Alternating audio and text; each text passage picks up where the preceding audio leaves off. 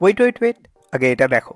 আমি এখন চলে এসেছি বাংলার বাড়ি প্রকল্পের দ্বিতীয় পর্বের শুভ উদ্বোধনে। প্রথম পর্বের সফলতার পর এই বছরের উপভোক্তার পরিমাণ আরও অনেক বেশি।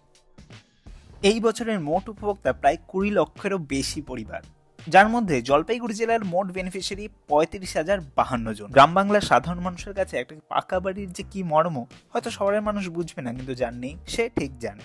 তাই আজ আমি চলে গেছিলাম ঘুঘুডাঙ্গাতে। এখানে ভার্চুয়ালি মাননীয় মমতা বন্দ্যোপাধ্যায় এই প্রকল্পের শুভ উদ্বোধন করেন এবং এর সাথে অন্যান্য প্রকল্পেরও বার্তা তিনি দেন।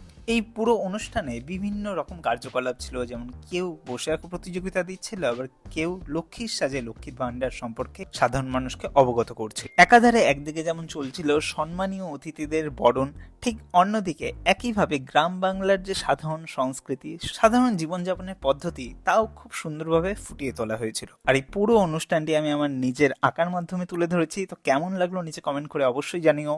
আর এই প্রকল্পগুলি সম্পর্কে বিশদে জানতে পশ্চিমবঙ্গ সরকারের ওয়েবসাইট ভিজিট করো।